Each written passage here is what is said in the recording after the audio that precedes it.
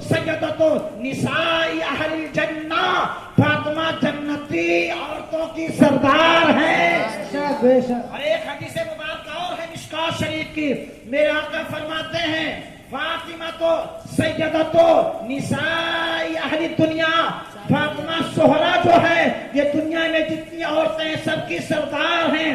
جب میرے آقا نے یہ کہا تو فاطمہ زہرا نے کہا یا ابتی اینا مریم، اے میرے آقا اگر میرا مقام یہ ہے تو پھر مریم کہاں گئی؟ تو میرے آقا نے فرمایا مریم اپنے زمانے کی عورتوں کی سردار ہے، لیکن فاطمہ سنو تم اپنے نہیں بلکہ قیامت تک آنے والی عورتوں کی سردار ہو۔ سبحان اللہ سبحان اللہ۔ اس لیے کہ مریم کو ایک نسبت ہے صدارت عیسیٰ کے ماں ہونے کی، لیکن فاطمہ زہرا سنو تم کو ایک نسبت نہیں ہے، تین نسبت ہے۔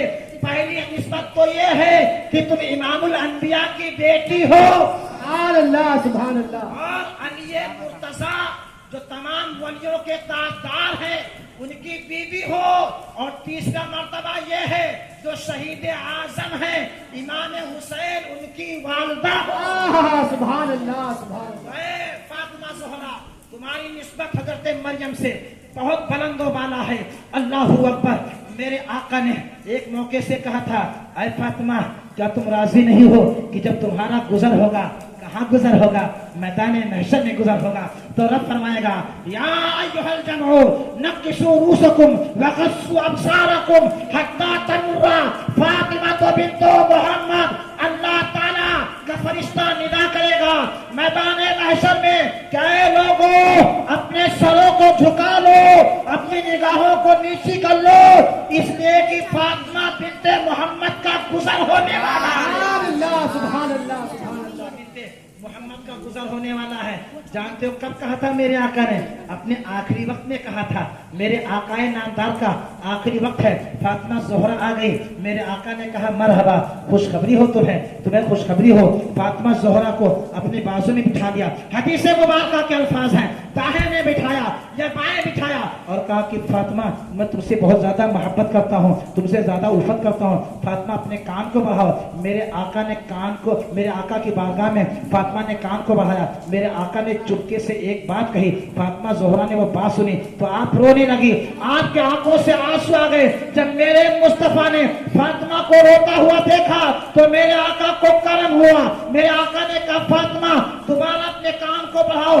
میرے آقا کی بارگاہ میں فاطمہ زہرا نے دوبارہ کان کو بڑھایا، میرے آقا نے کوئی دوسری بات کہہ دی، اتنا سننا تھا کہ فاطمہ ہنسنے لگی، ایک مرتبہ فرمایا تو رونے لگی، دوسری مرتبہ نے فرمایا تو ہنسنے لگی۔ حضرت عائشہ صدیقہ وہاں بیٹھی تھی، کہا فاطمہ زہرا میں تم پر قربان ہو جاؤں، بتاؤ آقا نے کیا کہا تھا تو تم رونے لگی تھی، دوبارہ کہا تھا تو ہنسنے لگی تھی۔ حضرت فاطمہ زہرا نے کہا یہ میرے باپ کا راز ہے، یہ امام الانبیاء کا راز ہے، اس کو میں فاش نہیں کرنا چاہتی ہوں۔ حضرت عائشہ صدیقہ کہتی ہیں جب میرے آقا کا وصال ہو گیا تو میں نے فاطمہ زہرا سے کہا اب تو بتا دو۔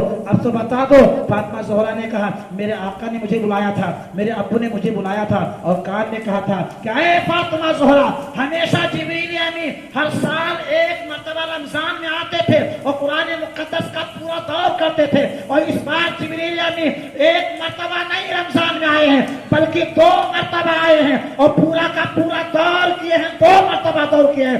ایسا لگتا ہے کہ اب میں اس کے بعد میں جانے والا ہوں، میں انتقال کی خبر دے رہا ہوں۔ تو جب میرے آقا نے اپنے انتقال کی خبر دی تو وہ میرے والد محترم تھے، میں ان کی بیٹی تھی، مجھے رونا آ گیا۔ تو جب میرے آقا نے مجھے روتا ہوا دیکھا تو کہا فاطمہ کان کو بڑھاؤ، میں نے کان کو بڑھایا تو میرے آقا نے کہا کہ فاطمہ تم رو نہ بلکہ تم تو جنتی عورتوں کی سردار ہو۔ سبحان اللہ سبحان اللہ۔ فاطمہ کیا تم راضی نہیں ہو کہ اللہ تعالیٰ نے تم کو جنتی عورتوں کا سردار بنا دیا ہے؟ اور جب تمہارا گزر ہوگا میدان محشر میں تو فرشتہ ندا کرے گا کہ اہل محشر اپنی نگاہوں کو جھکاؤ، سروں کو جھکاؤ، فاطمہ بنت محمد کا گزر ہونے والا ہے۔ پھر فاطمہ بنت محمد ایک نہیں 70,000 حوروں کے ساتھ، سبحان اللہ سبحان اللہ سبحان اللہ سبحان اللہ۔ فاطمہ بنت محمد 70,000 حوروں کے ساتھ میں پلسرات پر سے بجلی کی طرح گزر جائیں گی، और अरे फातिमा सुनो, अहले बैत में से, मेरे घराने वालों में से सबसे पहले तुम्हें मुझसे मुलाकात करोगी। क्या पता चला कि मेरे आका गैब जानते हैं।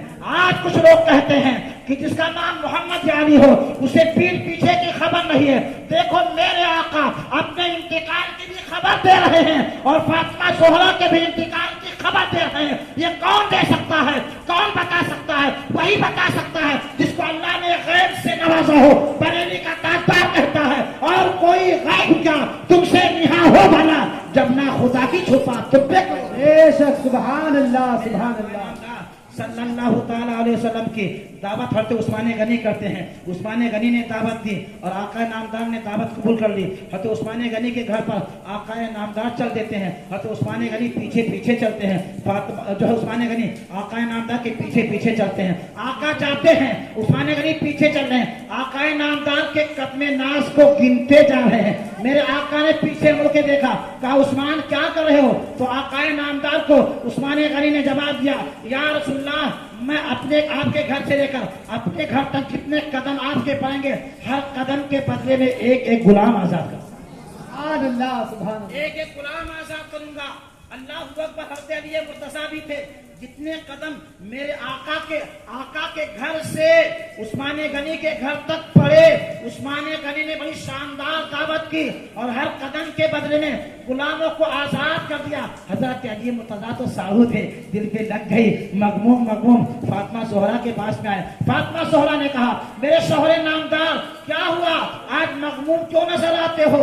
अली मुर्तज़ा ने कहा, उस्मान गनी ने बड़ी शानदार दावत की है, बड़ा एहतमाम क्या था और मुस्तफ़ा जाने रहमत के हर कदम के बदले में एक एक गुलाम को आजाद किया है। मेरे फातिमा ज़ोहरा फरमाती हैं, क्या ये मुर्तज़ा परेशान ना हो, जाओ मेरे आका को दावत दे के आओ। आका नामदार की बारगाह में अली मुर्तज़ा जाते हैं, कहते हैं कि हुजूर चलें।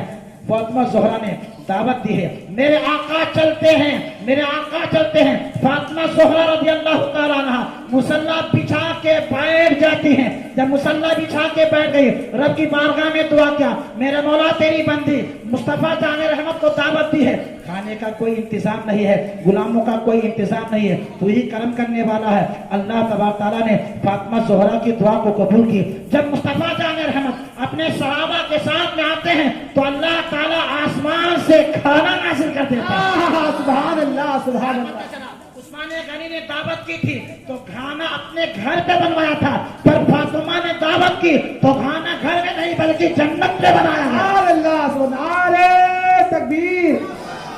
ताहिरा आबिदा जाहिदा अपने सत्य असर में सर को सत्य में रखती है और कहती कि मेरे मौला उस्मान गनी ने हर कदम के बदले में गुलाम को आजाद किया था।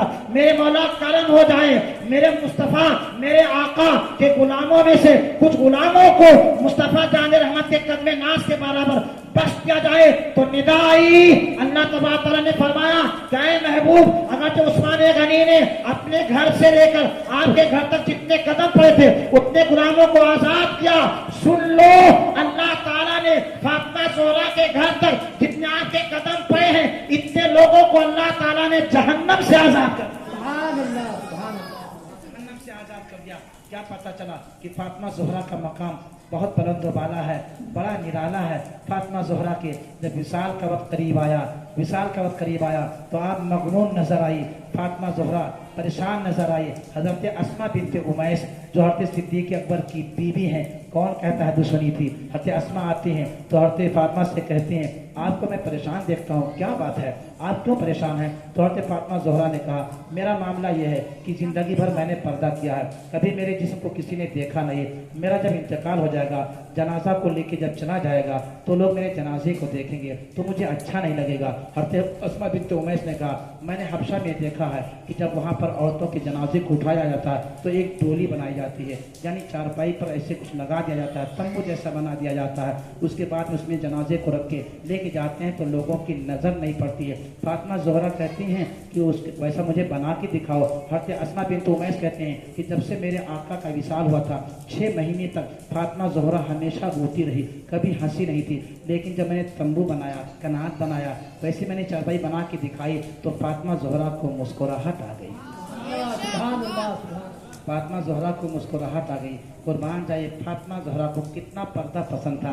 आज भी कनीज़ें फातिमा ज़हरा के पर्दा को पसंद करें। अल्लाहु अकबर। फातिमा ज़हरा का विसाल हो गया तो आपको उसी चारपाई में आपके मदफन जन्नतुल बकी में दाखिल कर दिया गया। अल्लाह ताला उनके मरकत नाज पर रहमत